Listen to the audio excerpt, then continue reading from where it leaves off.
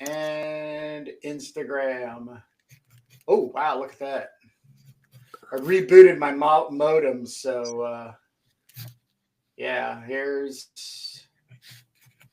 YouTube, and oh boy, and here's Instagram, and the lottery winner today between the three of us on who gets the central camera on Instagram is Alex Turbin. Congratulations, Alex. Yes. You have all the focus. That's so cool. Right, that only the center one shows up. Yeah. So I also have the I'll throw this up right now, which is watch on YouTube. Oh, I turned it off. That was stupid. Okay. All right. So good morning, guys.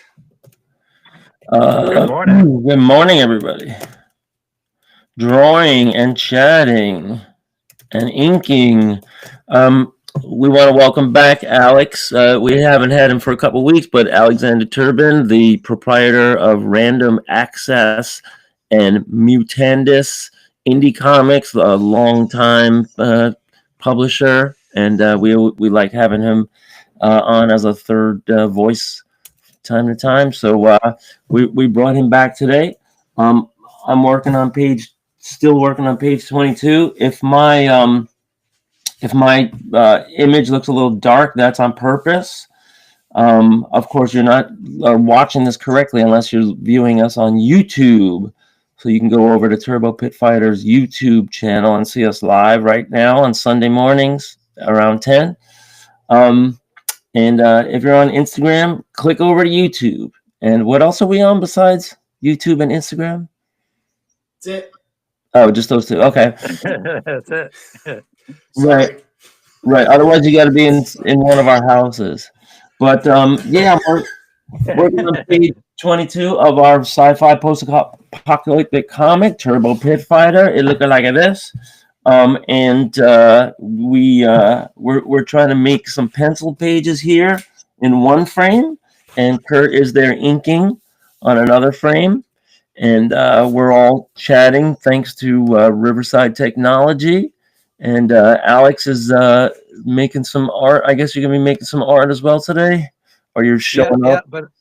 Yep, I'm gonna have a shameless plug though as soon as you give me a minute. Right. Okay, I see you got some comics here, some Grendel comics, so that's all cool. Yeah, we're gonna have Go ahead. Yeah, we're gonna have a couple segments. We're gonna talk about post-apocalyptic stories. We're gonna talk about what we've been doing during the week, and we're also Kurt and I are also going to be revealing our latest interview. A creator interview for our Substack. It's not going to be a video interview like we usually do. That is. So we'll be talking about that too. So yeah, what do you got today, Alex?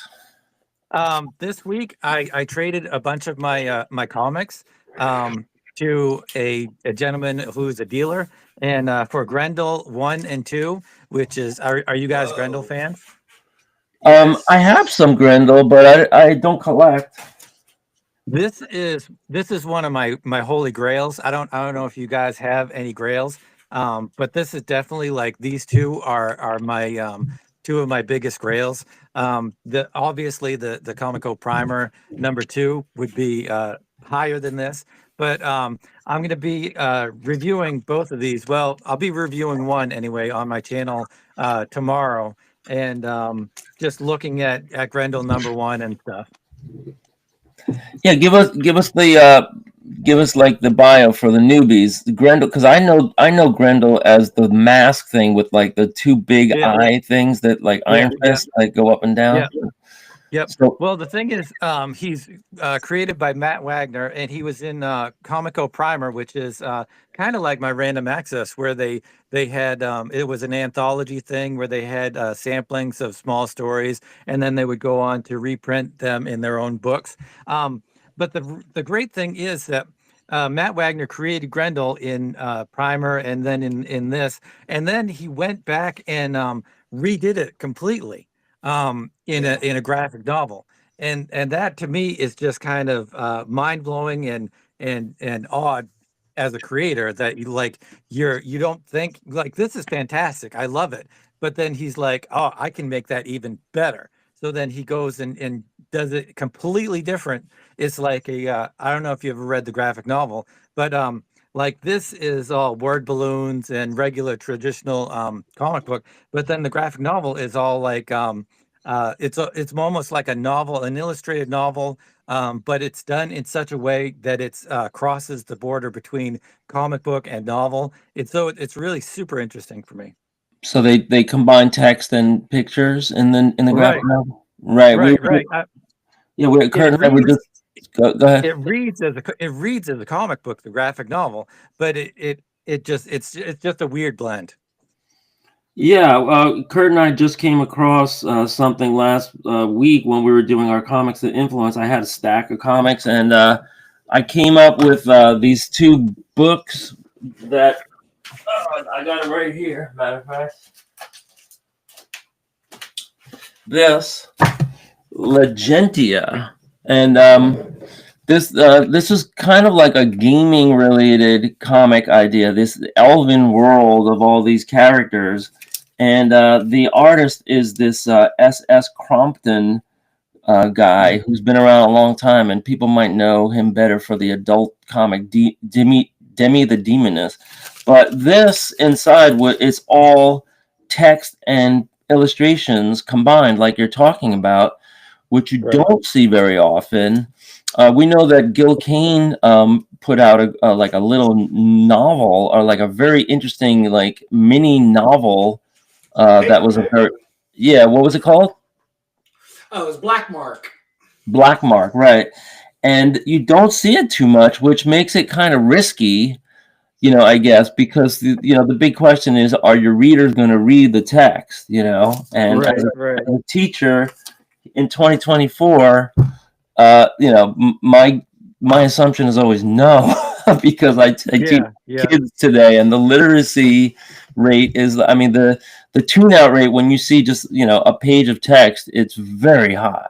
So that's just the way society seems to be going. But if you can get somebody into a story, and then you've got them, I mean, that's the magic of something like Harry Potter, which I'm not a fan of, but you cannot deny that kids just read book after book after book, and they're 800 pages. Right. So you need It's that like killer app. Yeah. It's kind of like I just reviewed Sheet number 3 on my channel, and it starts out with this wall of text, and I didn't read it. I'll read anything, but I got like a few sentences in, and I'm like, this is just boring. And even if it does introduce things that happens in the comic, if it's just not interesting, then you're just not going to read it.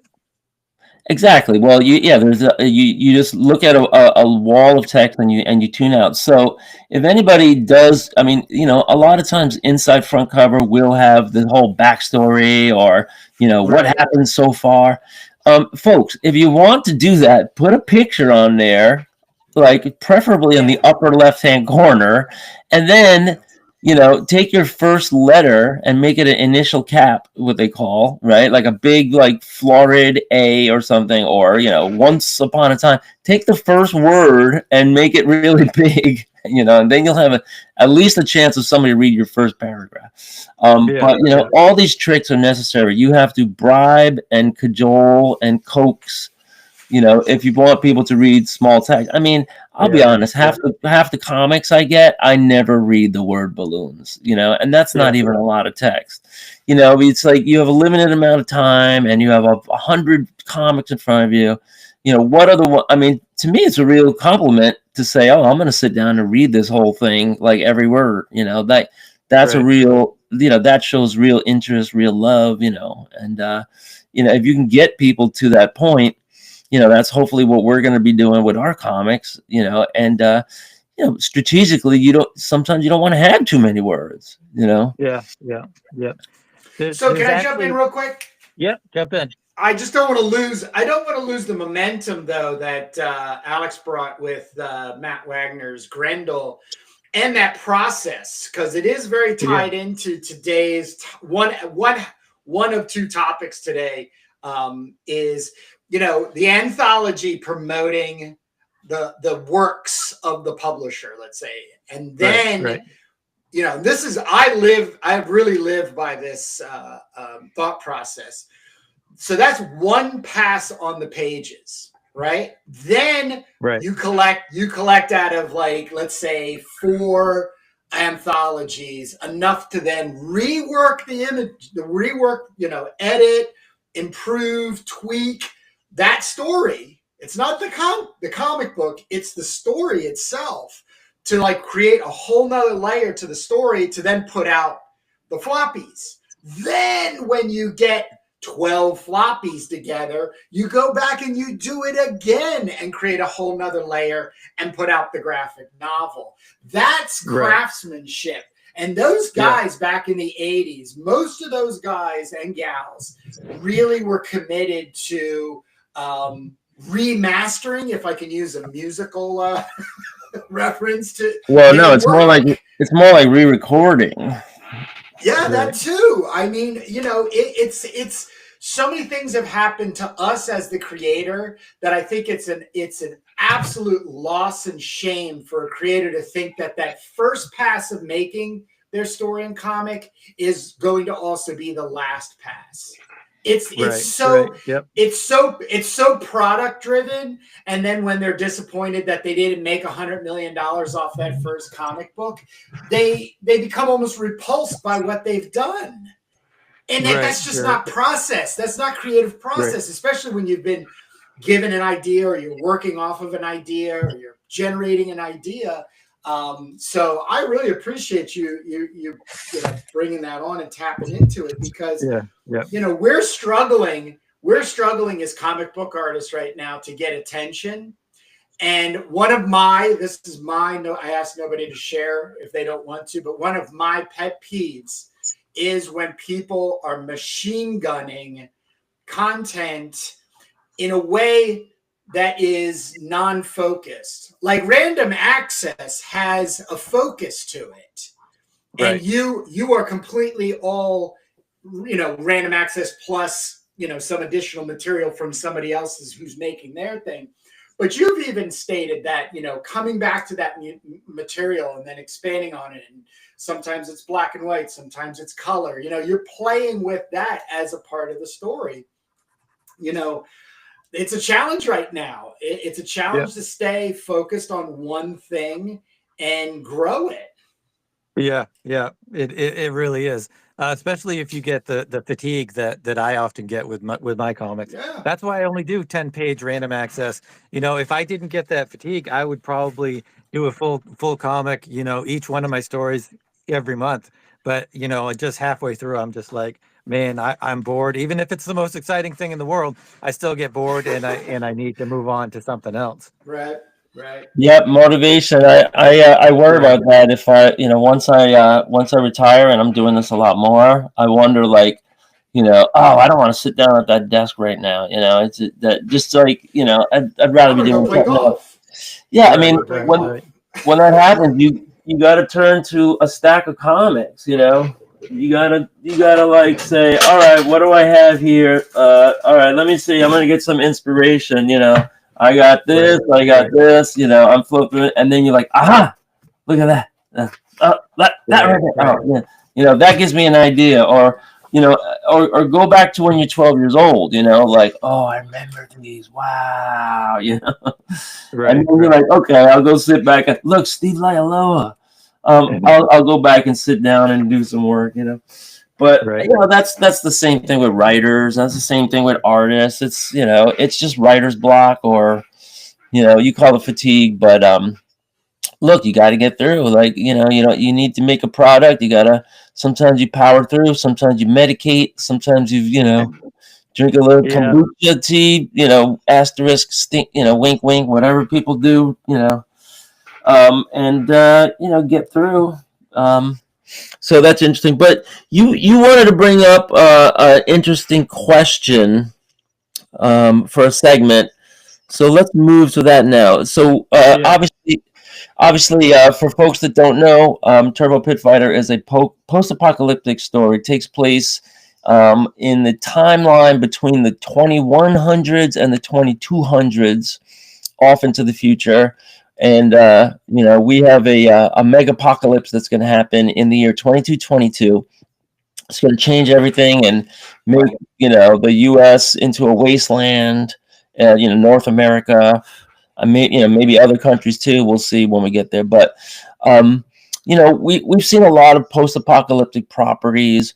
My inspiration has always been Road Warrior, Mad Max.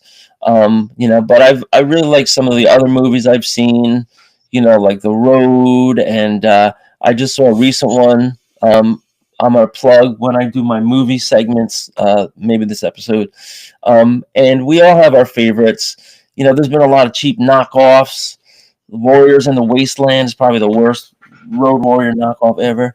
But the theme is there a lot, and you see a lot of this on Netflix, and a lot of movies that come out today, that are just like post-apocalyptic.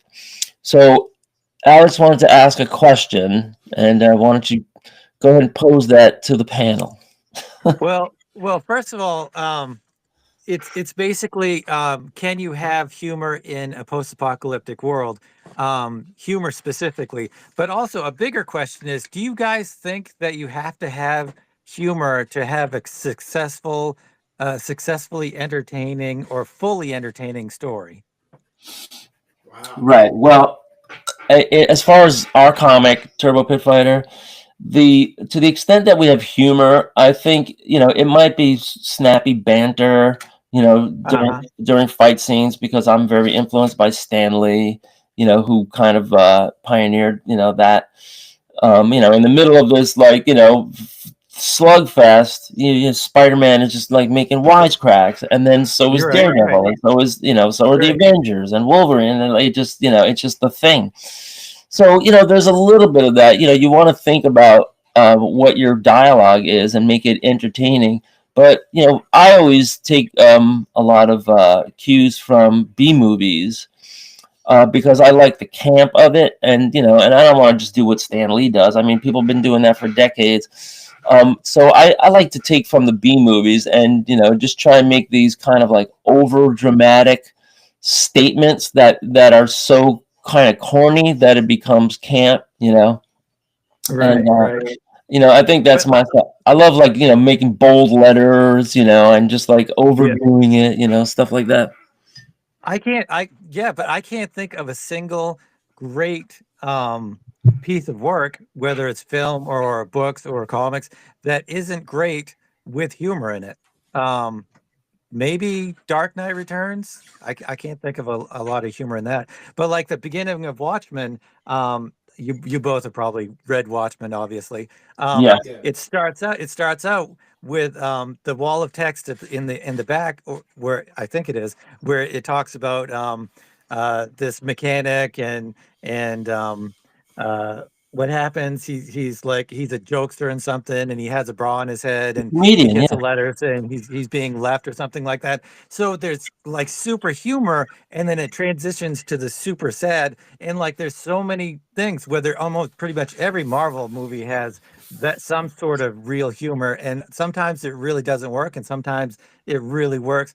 But I really can't think of a great piece of work, at least a little bit of humor in it. I mean, you do have to have those kind of dynamics where you have like a heavy scene and then you have to lighten things up. Chris Claremont was always was always like a big proponent of giving your characters some downtime in the comic. But you mentioned The Dark Knight. That's a great example of a story where the Joker is the heavy, and he's trying to be funny. He is funny. Everything he says is like a pun or some kind of quip. But at the same time, he's the bad guy and he's murdering people. And then the Batman has no sense of humor, and at the same time we're rooting for him. We're also like watching this kind of like reverse dynamic. So it may be turns like Spider-Man on his ear. I mean, Spider-Man, with all that joking, he's like slinging webs and wisecracks. And I think that Stan Lee got that from Bugs Bunny. because everything out of Bugs Bunny's mouth was some kind of joke or pun or whatever. Yeah, definitely. So the Dark Knight was revolutionary because it like turned that on its ear, and it really brought like this kind of like silent, brooding noir, darkness, out, and really did a good job. You see that in Sin City, you see that in so many things, you see that so many imitators since that, and that's why the Dark Knight is such an important milestone. But when it comes to post-apocalyptic, Right. there might be moments of levity. You're in the wasteland, you're scrounging for food and survival and all this, and then it's just human you go through every range of human emotions. I think if you're a good writer, you need to build some of that stuff in, whether it's through dialogue or something entertaining is happening on the page. But that brings us to something in our world that Kurt and I have been talking up quite a bit, which is, what does the entertainment look like in the wasteland, in that era? And Right. that brings us back to, right now one of the big movies out as we're talking is Gladiator Part 2. It brings you back all the way back to ancient times, where there's this kind of blood sport in the arena of people fighting and people betting on it, and that was like one of the most primal forms of entertainment in human history. But it was actually of an advance that you have a whole bunch of people in a democracy, right? As you talk about ancient Rome, that they're paying for a ticket and they're just watching some guys fighting in the ring, rather than the fighting being going on for real in their backyard. Someone's going to take your house, or someone's going to invade your country or whatever. So I guess it was an advance, even though it was like bloodthirsty competition to the death and lions and everything, but it was better than what came before.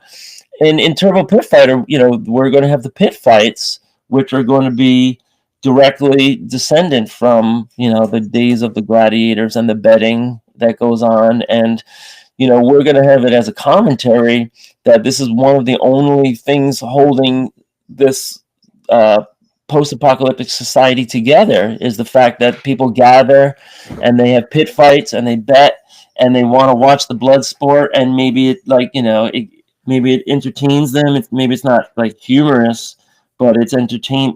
That's the form of entertainment. That's the sport. So we are thinking about these kind of things, and I'm sure if we go all the way back to page 1, we have moments of like humor.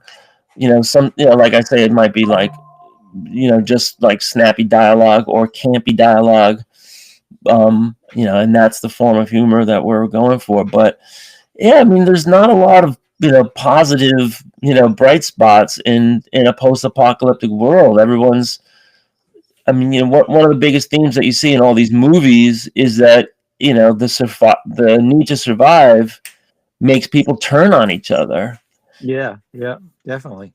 Right, and yeah, I mean, maybe this is a good time for me to go into this movie that I saw. I want to plug. I was out of work for the last couple of weeks, and I saw a lot of movies.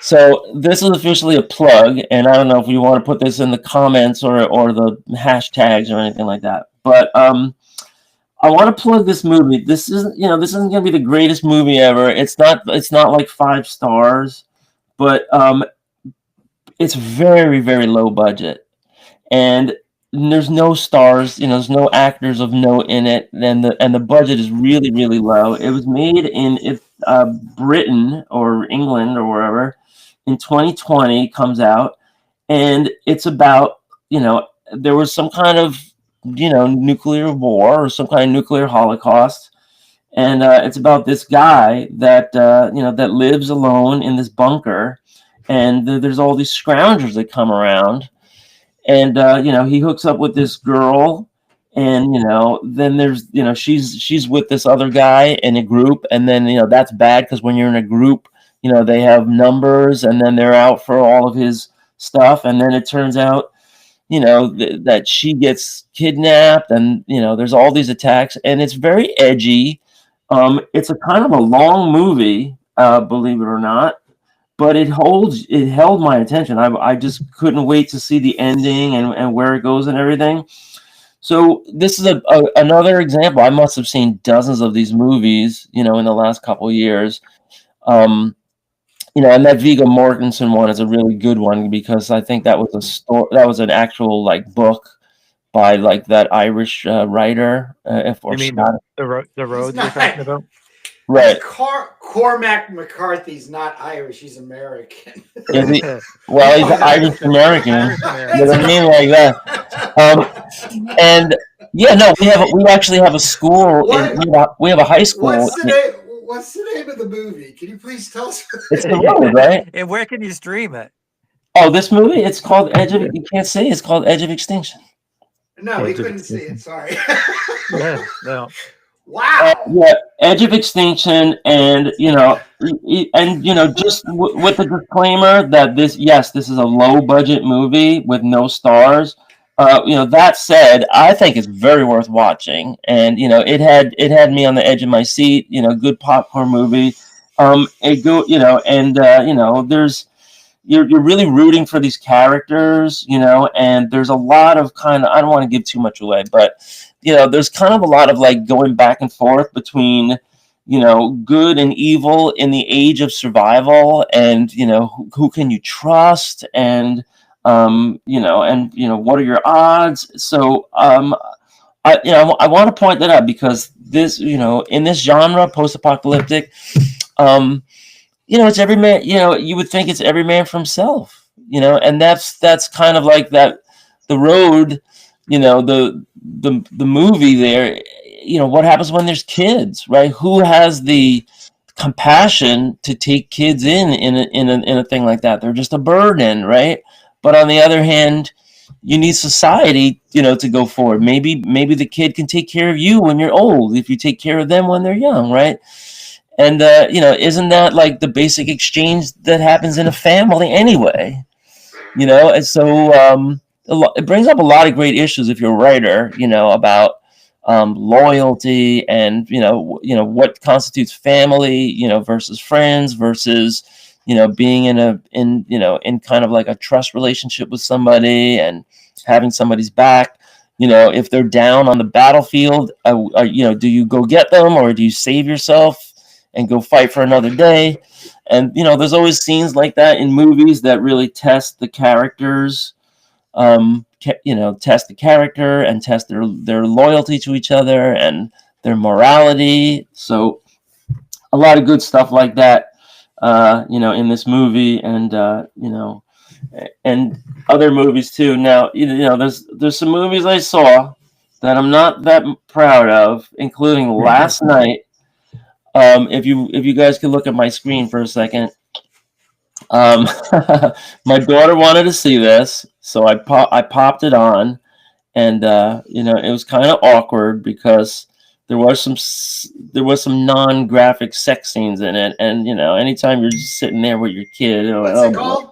So yeah, it's called Subservience, starring Megan Fox, and the reason I was all for watching it is because it's all about AI and these new robots. They're called Sims that are populating the world, and here this family hires a domestic robot that looks like Megan Fox. Well, what could go wrong, right? She's and here you can't see it, but the little tagline is, "Don't turn her on."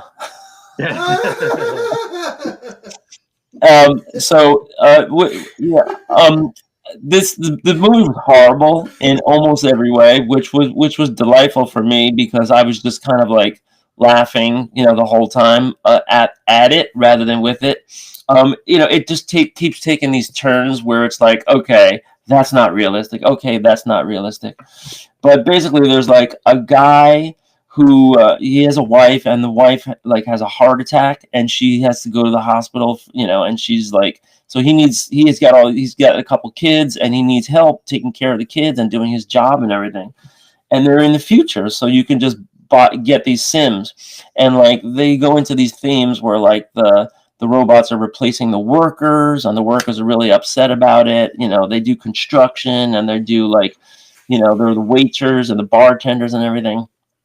And so, that was why I wanted to watch this movie. I like the idea of that. I want to see where it was going to go.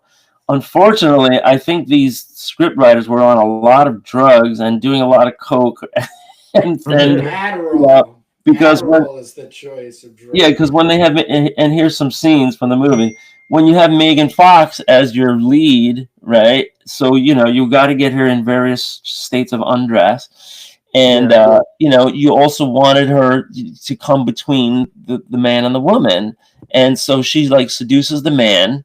I don't think that's giving anything away because it's in the preview. And antics ensue, but it just kept ratcheting up, like the ridiculousness of her programming. Like she just like, because the guy at one point tells her, you know, um, I want you to sit down and watch this movie with me, Casablanca. And she was like, I know about Casablanca. It is a story about this, that. And he was like, no, just erase your memory about it, and then watch it with me. And because he said that, like, she erased all of these parts of her memory bank, and that made her like a virus. It was bad. It was just bad, but it was a lot of fun, to watch how bad it was. It was so bad it was good. And I actually fear that there's going to be Subservience Part 2 coming out pretty soon. So those were just a couple of movies. I have 1, 2, 3 more tabs here, but I don't want to. I think we need to move on to the second reason we have Alex on here, because he has extended an invitation, which is also an extension on the last times that we've had Alex on in conversation, which is, do Jake and I want to do a 2-pager contribution to a new anthology, right? Yes. Yep. Yeah, this is a good point for us to get some information, because Kurt and I had some questions. So the answer is yes, we're in. But can you just awesome. Talk about the anthology? Wait a second. Wait a second. We're not in yet because we don't have the specifics. Great, and we're live too. Thanks, Jake. Yeah. Okay. I decided last week that we were going to be in, and then we'll find out the details later. But go ahead and tell us and the audience the details on this, because I have something to reveal at the end. So go ahead.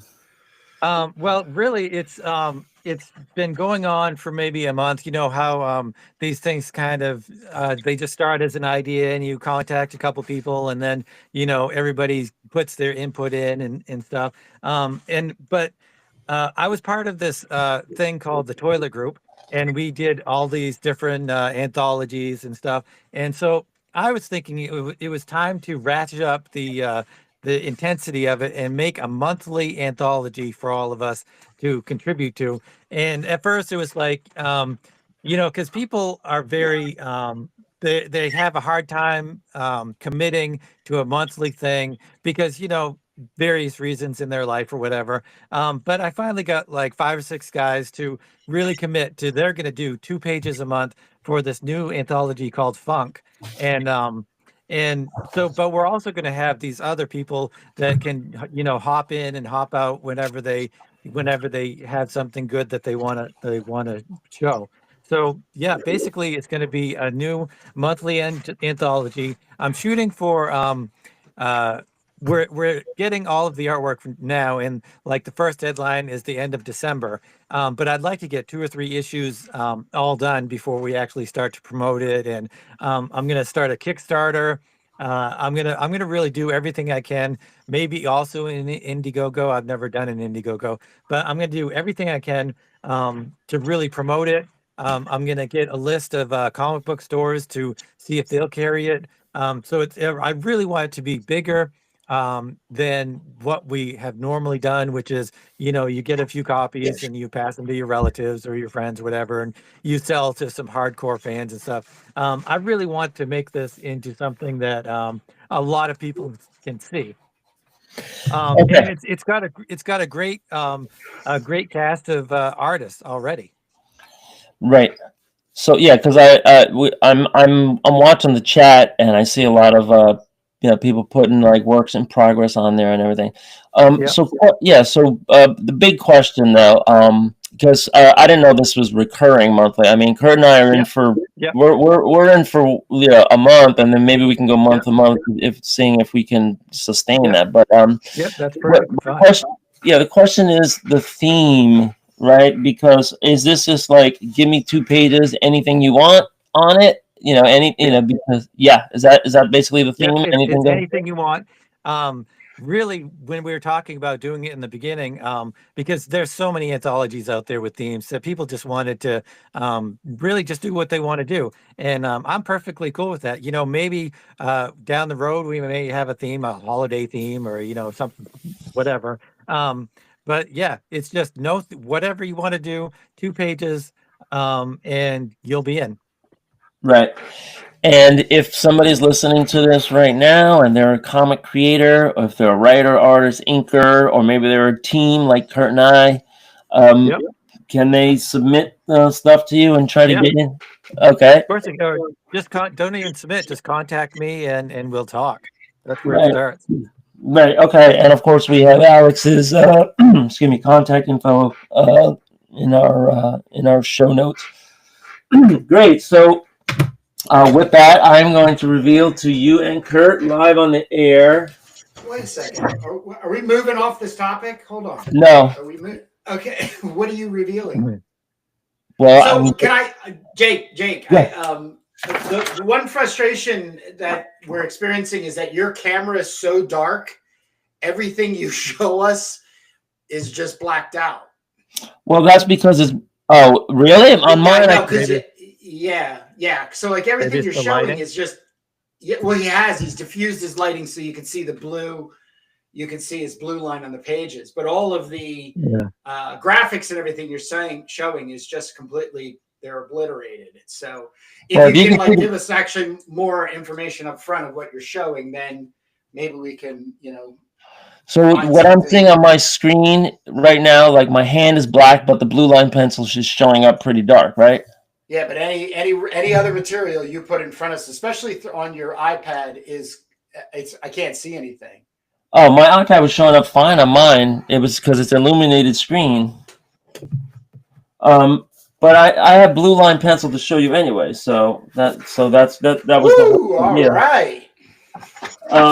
Right. So I said to myself, all right, well, what are we gonna make our 2 pages about? I'm the content guy, right? So I came up just kind of with these sketches here, and I'm going to be laying out these 2 pages. We're going to be talking about the kind of backstory of Chromita, the She-Bot who built herself, She-Bot Chromita. And so this is going to be like a 2-page, maybe like promo with some action and everything on here. So these are all the rough notes. And then I worked this up into both pages here. I'm going to be giving them to Kurt to ink if that's the plan. See, all done. Look. Can you see? Is it showing up? Yeah. Yeah, so the thing I like about Chromita is that she's a chrome robot. And are you familiar with Robert Williams, the underground artist? No. Yeah, so he was a contemporary of Crumb and Spain and all of those guys. Like in the Zap days, he actually did a masthead for Zap Comics that had like chrome effects. Appetite for Destruction. He did the cover for. He did the inside. He did the inside poster for Appetite for Destruction, where that like chick is like against the wall with her panties out, and there's like this chrome. Yeah, so he's like the master of chrome, and so Chromita is it's kind of a take on Romita from John Romita, who's my favorite Spider-Man artist. Even more than Ditko, yes. And then I just put a K on it, so I didn't see that anywhere in Google taken. So Chromita is going to be the She-Bot Chromita, and she's going to be fun to draw her as Chrome all the time. And I think that's going to be a good style because in black and white, it makes for all these like really kind of like shiny, metallic, glossy effects.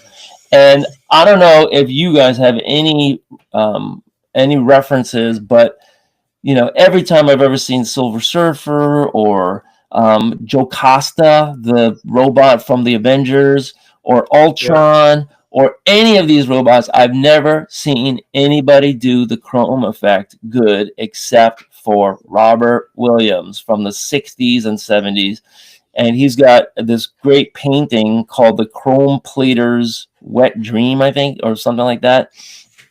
And Robert Williams, his painting, I once saw a show in Soho, and I met him, or he was there in person, like doing the rope line thing, and people have been buying his paintings for a long time. Nicolas Cage and big collectors, their paintings are huge, and there's been many books that come out because they're very intricate, but I've never seen the chrome effect done as well as from anybody as Robert Williams. And I was wondering if any of you guys have any people that do chrome well, whether it's a robot or just lettering or anything, because there was a guy. I have a folder. I don't know where. Let me just see if I can find it. But he was in the underground. What's that? Huh? You got a swipe file on Chrome? Oh, hell yeah, bro. Really? Yeah. Who does Chrome? Look, this. Oh, wait, I can't show this, but this. But here, he did this masthead for Zap Comics. I think this whole thing is his. This is his early cartooning. Now, can you guys see this okay? A little bit. Not very much.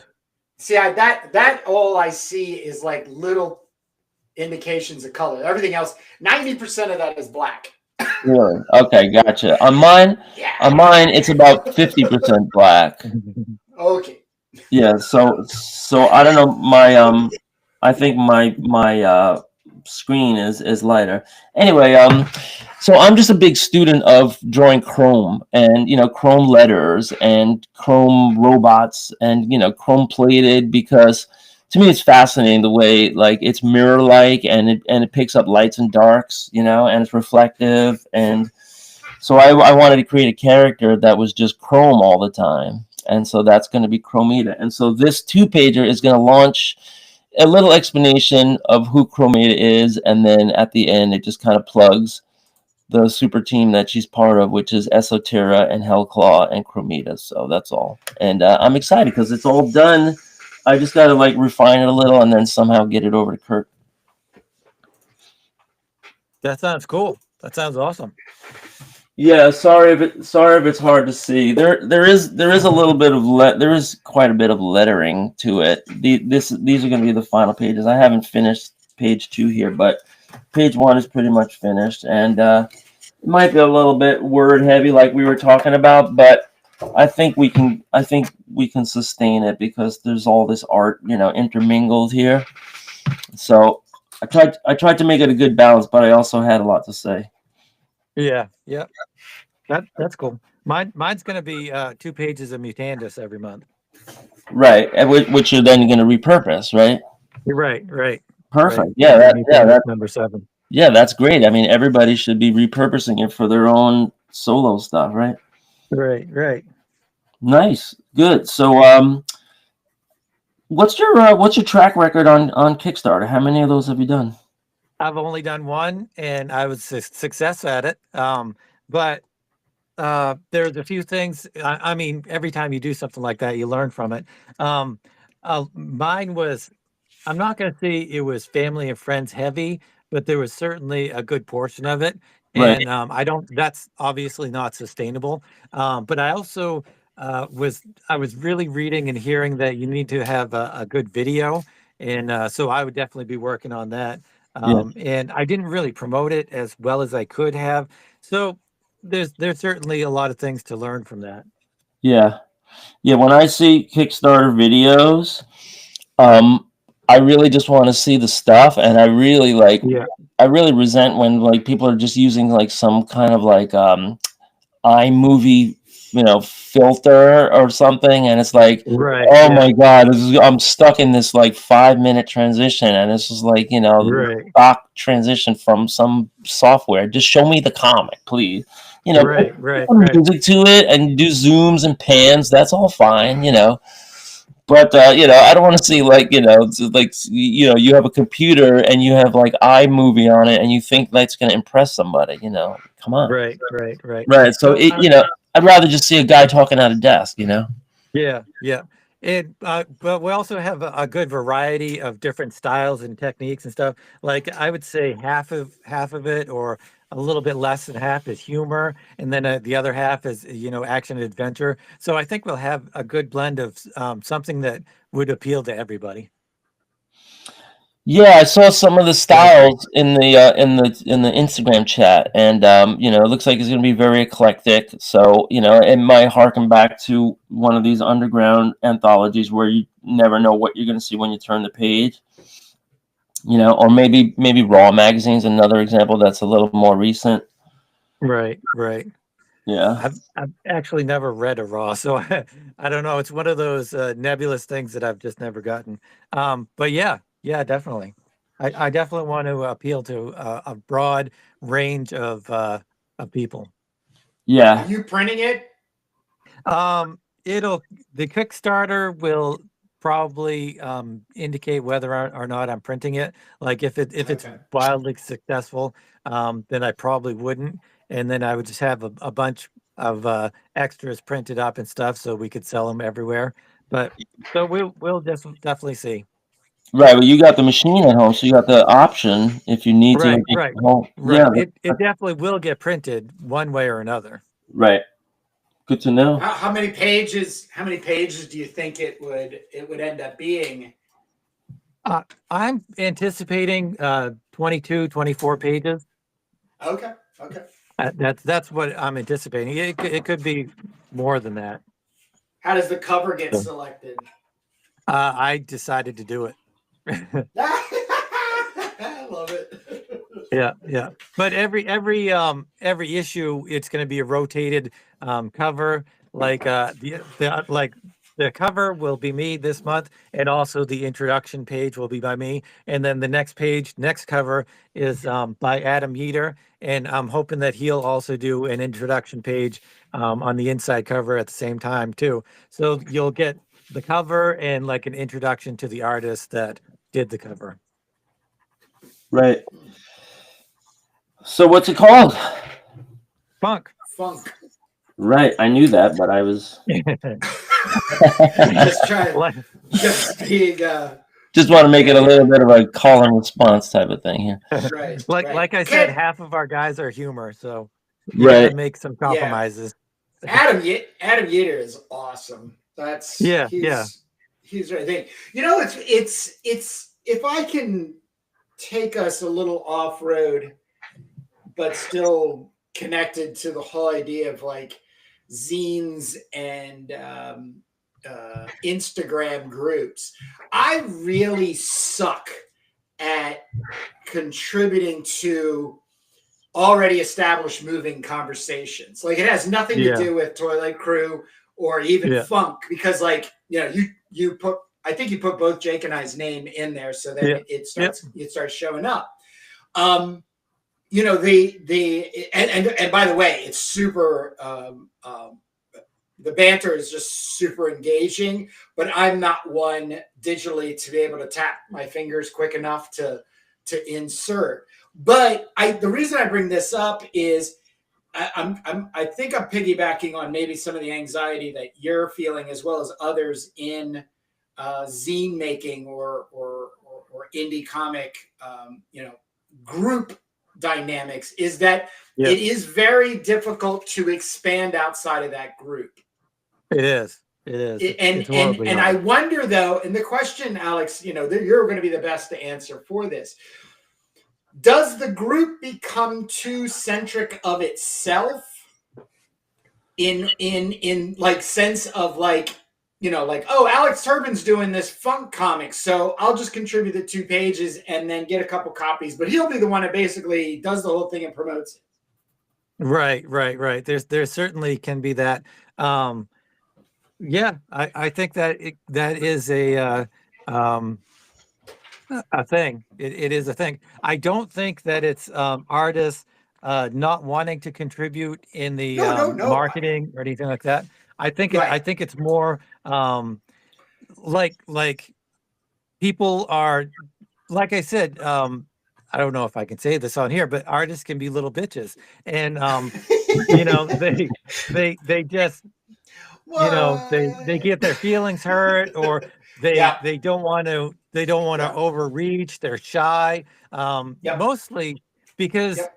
I've said this before, and I pretty much, I'm going to stand by it.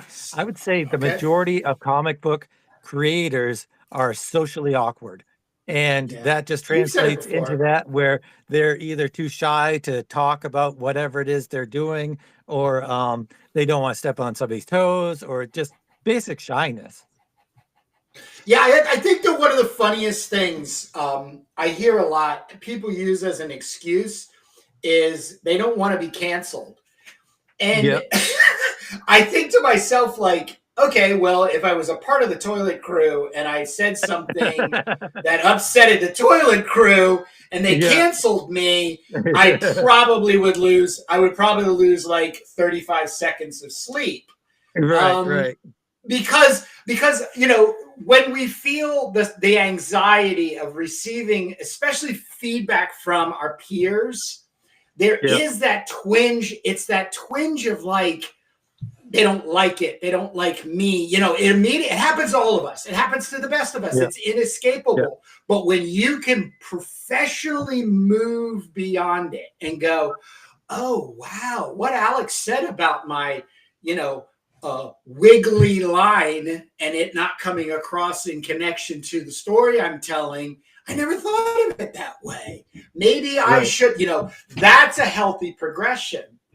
But for somebody to use it as an excuse, I think it really, and it's rightfully so, because we've just started getting out of the Me Too canceling everybody under the sun if you didn't agree with me, because I've got 35,000 people following me. And today I'm picking on Alex Turbin because he's a little turd, because blah, blah, blah, blah, blah, blah, blah, blah. And everybody's, I agree with Kurt because he's got 35,000 and he might one day blow me up. You know what I mean? Like we obviously are beyond that, because even the people who have the 35,000 followers on social media, they're not keeping the engagement. And nobody wants to hear you basically punch Alex Turbin or somebody else, because, and I think we're rounding a corner. And I have to say, you putting yourself out there right now, Alex, is a huge thing. And I think the one thing before you lock yourself down on anything is, I think there needs to be, basically people need to get assigned some responsibilities. Yeah. Do you know what I mean? Like you cannot be completely responsible for it. I think because you're then going to repeat. I think we'll end up repeating this insular echo chamber where I can hear your goal wanting to be like, hey guys, there's 25 of us, you know what I mean? Or, let's get a bunch of bases together and let's start making a noise. But 25 people need to be at least harmoniously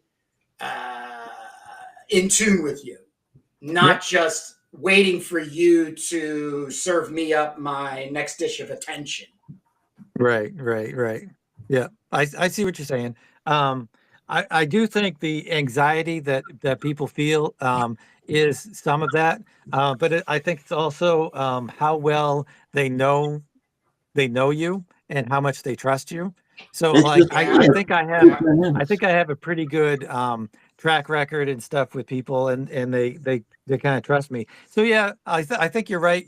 There has to be a leader and kind of a clear voice of what you want to do, but also having everybody's input and everybody's responsibility. Like I was going to, Yeah. and I'm still going to create that list because you've said that a few times. Creating a list of buyers, comic book stores and stuff, and I'm going to divvy that up by region as to like I'm going to take New England for the most part, and then I'm going to try to divvy up other places where people can contact comic book stores and see if they want the comics sold there. right. That makes sense. Like who's got contacts for distribution Yep, or yep, yep, retailers. yep. Well, yeah, And there's 4 or 5 guys in the funk group that go to cons on regularly, once a month or whatever like that. Like Adam Yeater, I know he goes to a lot of cons, Yeah. and Yeah. he's already said that throw me a bunch of books and I'll bring them to the cons, and I'm sure he'll Yeah. go to the comic book store. Same thing with Nathan J.K. He goes to comic stores. He's got all of his books and all of the toilet books and all this stuff in the few comic book stores that are around him. So if we just get a whole bunch of people to do that, then I think we'll garner some success. right. Easier said than done. Easier said than done. And I just don't want you to be for all the support that I know I could give somebody like yourself in a colleague's way of murking about with this indie Right. comic book career thing, is I would love for anything that is successful in funk is to move the position. Yep. Move from toilet comics to this what you're talking about. All I'm saying is I'm suspecting if the organization can be equally distributed in a realistic manner, because the thing too, going back to the introvert statement of artists, it's obvious because not everybody is got 10,000 to 30,000 people following them in social media. So, and I hate going into comic book stores. I hate it because I know I need to talk about my comic. And every time I do, I get a mixed reaction, which is always that like, sure, like bring some by, and you know what I mean? Like, I don't, this is a customer, it's like, I'm teetering on that. But then at the same time, how much of the responsibility is a comic book store local to me there to distribute me when I know pretty much everybody who buys comics like me in the area, where I could just call those 7 people and say, hey, dude, I got this cool anthology comic I'm in. You want a copy? Yeah. All right, I'll meet you down at the 7-Eleven. That is a huge thing that you're hitting on. Is the so many local comic book stores won't sell what we're showing. Either it just won't sell. People won't buy it locally. It's very specific to a person's taste and stuff. I have not had much success other than people, they buy it because you're a local artist, or they buy it because they met you at a con, or something like that. Not because they genuinely enjoy the material. So really, we're gonna have to come up with a list of comic book, because there are comic book stores that cater to the truly indie comic scene, and they will sell a bunch of stuff. And whether you're local or not, they just want it because they like it and they think it's good stuff. And I agree 100%. And I believe the focus needs to be not only supporting. I think there needs to be even like a little bit of financial support in order to make that happen. You know what I mean? Like the Kickstarter's one thing, but like I keep thinking about Nathaniel J.K. and Adam Yeater because they're both like absolutely submersed and integral to zine distribution. Yeah. But I don't believe it's fair for them to contribute to something to then them hold all the necessary responsibility of distributing my work. Right. Like, you know what I mean? So, you know, it always comes to the like who gets the lion's share of the meal, you know, in being the baller for getting that, because I would pay, you know, a nominal amount of money in order to see myself be distributed properly with inside. Said you see what you know, like I'm not there anymore where I feel like people need to take responsibility for my career / distribution of my work. Yet at the same time, I've also come to a wall where I only seem to be able to get the distribution going when I have other people that are involved. Right. Nate and Adam and pretty much everybody who makes these comics, they don't make any money. They lose money. Oh no! You know. Yeah.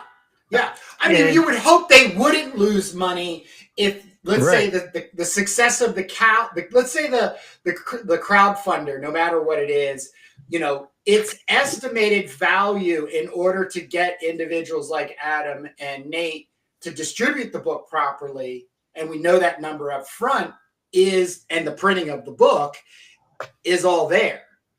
So it does become profitable because you meet the financial expectations ahead of time because you've been given the funding for people to help. You know, the Kickstarter, as I keep thinking about it in the back of my head, and I'll say it out loud, Alex, the Kickstarter could be like, hey, not only do we want you to help us print this book, but more importantly, we want you to help us distribute the book.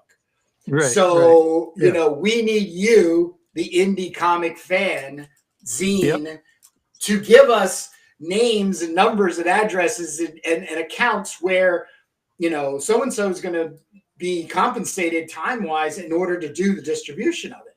Because the killer of crowdfunding, nobody knows until they get into it on the other side of it, is the fulfillment and distribution of said Kickstarter. God forbid you get 1,000 people. God forbid. I've never heard anybody get out of fulfillment and distribution of anything. They had 1,000 people within 2 months. That's two solid months of your life, packing, printing labels, standing in line at the post office, so on and so forth, in order to get that fulfillment. Then all those orders that don't get to the people, or they're damaged, or that, you know what I mean? This is all that has to be in the reality of moving outside of, you know, nothing bad about it. I don't want it upset or disturbed, but the guys hanging out. Like, hey, I hang out. I got a real fucking job, guys. I don't want anything to do with anything upsetting me because my job upsets me. I just want to hang out, talk comic books and shit. Great. That's awesome. But if you're going to do an Alex Turbin, which you're doing right now, which is like, hey, we can step this thing up, but I need contribution. 2 pages is one thing, but I think you need to also start structuring out something that has a kind of like a survey, if you will, like a form that, you know, where you at, how many people, you know, do you sell comics? Do you know other people? Do you know comic book? You know, just to try to get that distribution ring together, because I don't know how any other way there would be something. I don't know how you could calibrate success greater than that for where we're at right now. Right. Well, it's going to be we'll see. It's going to be a work in progress for the first few issues, I definitely think. I love the idea too. I commend you on getting 3 issues done ahead of time. That's magic. That is magic, Alex. That a lot of people like, oh, I'm going to do this, but I'm going to give you an extra 2. You know, it never happens. Right. It never Right. happens. Right. Everybody wishes and hopes, right? Yeah. You have to have it in the can before you can. I mean, that's why Absolutely. Diamond has people, when you distribute through them, they want 3 issues done beforehand, because it's one thing to say, oh yeah, I'll have those pages done. It's another thing to have the pages done. Yep. You got to put your money where your mouth is. People in this industry have been hearing it for so long. Oh, I'm gonna do this. I'm gonna do that. Yeah. Yep. Yeah. All right. Yeah. It's like, okay, let me know. But yeah, it's fascinating to hear you guys talk about the marketing end and the printing, distribution. And the business side of things, because we just want to find our audiences at the end of the day, and we want our audiences to find us. Audiences want to find good stuff, but we have these channels that we have to go through. I call them the gatekeepers. Whether it's Diamond or whether it's Kickstarter or even the local retailer, right? The local retailer has some power to promote things or not, depending if they feel that they can make money on it, right? I saw in my YouTube feed, there was this guy in Georgia. His name is Kurt, actually, and he had this. I didn't watch the whole thing; it was really long, but I watched a bit of it. He's going to go to every comic store in Georgia, and then he puts a rating on each comic store. Like this one had good, they had good organization, good layout, good back issues, good community involvement. And then the wow factor, and it was really interesting just to see store after store after store. Because I have a couple stores near me I go to all the time. The one at the mall is just like it's horrendously bad. And then if you go into New York City, you got Forbidden Planet, which is horrendously good. So right. So wait, is this a YouTuber you're talking about? Yeah, his name's Kurt something, and I remember that because KURT. Yes, and I would love to see that. He also, as soon as you click the link, he talks about that he already did this in Michigan. Yeah. He went to every comic store in Michigan, so the guy's like wearing out a path here, or he's putting in a lot of miles on. Oh, I know who you're talking about. It's Kurt Comics. Kurt. Yeah, he's good. I know exactly who you're talking about. Yeah, he's a good YouTuber. Yeah, he's good communication skills. Yeah, good communication skills, and he really psychs. He really psychs you up to go see these stores, and because when I go to a comic store, the thing I'm looking for is cheap. Kurt's Comic Review. I'll definitely put a link down. I've been watching him for a while. He's a madman. He's a madman. Yeah, he's a good YouTuber. I've come across him before, and he's into comics. He knows his stuff, and and he's doing something that no one's doing. He's doing a lot of legwork, and to me that's really interesting. Because comic stores are, kind of like a part of their communities. Ideally, I mean that's the problem with the Newberry Comics, which is the chain that I live near. There's a branch right here, and it's just. There's no community, right? They're just like minimum wage employees with nose rings in, and they're blasting like metal music, or K-pop or whatever they like, and the comics are awful, and they're selling more plushies than comics, I think, and socks, So then but then you go down to Brooklyn and you see these, there's a comic store and they have all these tables set up because they have gamers that come in every Wednesday and Thursday, and they use the place as a hangout, and you love to see that kind of stuff. And then you have everything from pole racks, racks where everybody has their poles, to local wares. It's great when they have like a special rack of local people. And sometimes they do mini cons also in these places. Yep. So Yeah. it's just good. It's good to be in touch with your local retailers, and so that's definitely an aspect of it. But there's still gatekeepers. Like the cost of printing is high. The post office is a gatekeeper. The cost of postage can be more than the damn cost of the comic. Yeah. That's so frustrating. Same thing when I buy a record or if I buy a T-shirt or something. It's like the damn postage is more than the stupid thing. So that's why cons are good. You can bring home 50 comics all at one go. You pay one admission, no postage, no nothing. No wait time. You take it home right there. And these are all the different avenues that are available to us today. So people need to know about it and navigate All right, it. so we're over an hour, actually, hour and 10 minutes, which is not and it's surprising because you get the three of us in a room, we could go all day. Yeah. Whether we're actually solving anything, is really the proof in the pudding. But I also have to say, what Jake and I are doing and what Alex is doing, as we are on our own, there's a lot of effort that's being put in behind it, and the behind it is trying out something that probably doesn't make a lot of obvious sense at first, but the one thing about you, Alex, that I just always take a moment and sigh in a positive way when I'm watching your channel and you're reviewing the comics is you are making a comic book every month, 12 pages be it, printing it yourself and distributing it through your Patreon. And we just had a comment that I just said that on YouTube. So we're hopefully you'll get a couple people that'll come over there. Jake and I have taken this very long Sundays every Sunday to work on comics for an hour or two together in order to construct something, but we're doing it in a mechanism of support between the two of us. That means half the responsibilities are on Jake, half of the responsibilities are on myself.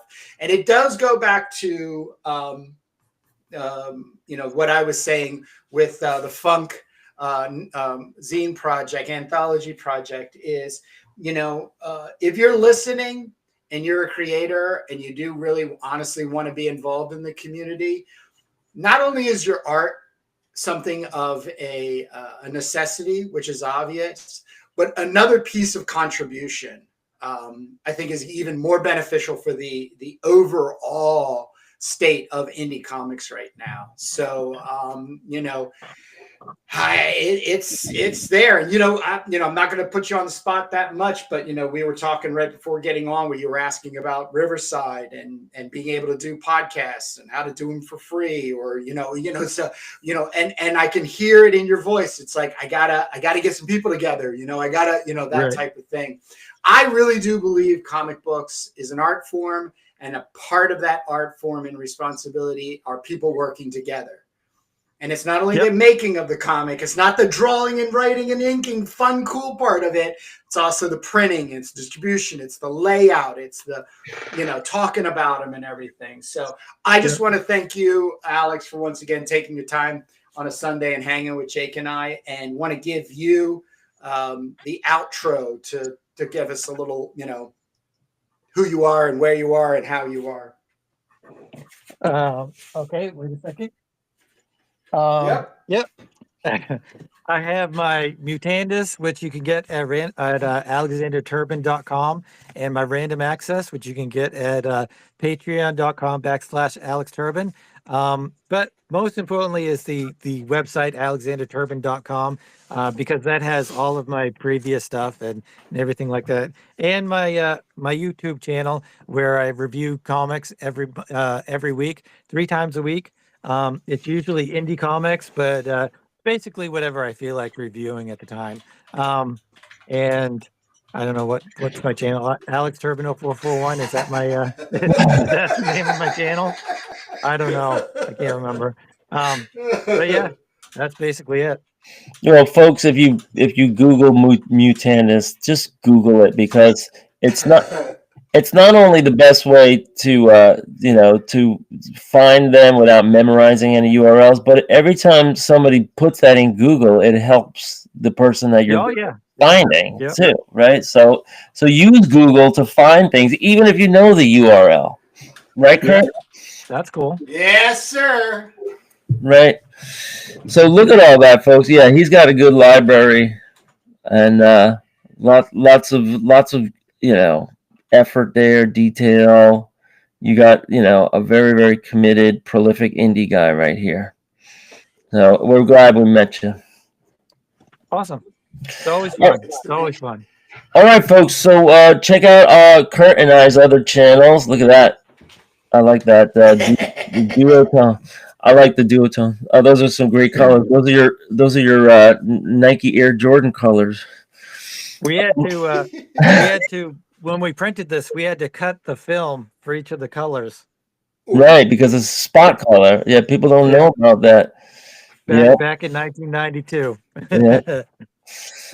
So yeah, Kurt and I have two other channels. We have Comics That Influence, where we do flip throughs, and we have the Indie Creator Exchange. We didn't spend too much time on it, but the tease that we wanted to reveal was that we got a written interview from Jan Strnad, and we're really excited about that. We're going to be posting that pretty soon, and I couldn't believe how forthcoming he was, and just how honest and just like real he is. Just he's a writer, so he really gave us some very high quality answers. I got really excited as I was reading them, and I just put it away because I was like, oh, I want to read this later. But Kurt and I will be. I've read it 3 times. I've read it 3 times already. So Kurt and I will be serializing those responses. Of course, Jan Strnad was a collaborator of Richard Corbin, and he worked on pretty much every major mainstream title you can think of. And so that's going to be available in the weeks to come on our Substack, which is great because I'm doing some writing too, and this will give me some extra time to finish what I'm writing. But our Substack is Doom Mags. If anybody wants to go get some free sci-fi writing with illustrations and in your inbox every month, or else just check it out. That's Doom Mags on Substack, and right there, Kurt is showing you some Jan Strnad comics. Good stuff. We did an episode of Comics That Influence on his stuff, and I'm definitely going to be collecting him from here on out. He's 74 years old now, but just super generous with his time with us. So we really want to turn people on to all the stuff that he's been doing, because he's such a good writer. So that's it, everybody. We will see you next week here on the YouTube channel, live, drawing and inking, and check out our other stuff. We will see you next Sunday. Take care, everybody, and hang in there. Have a good December. Bye. Thanks. Awkward. Bye. See you next Sunday, Jake. Thank you, Alex. Thank you. So I got this panel finished. It's one of these complicated panels. I don't think I've ever done like a downward shot before, and how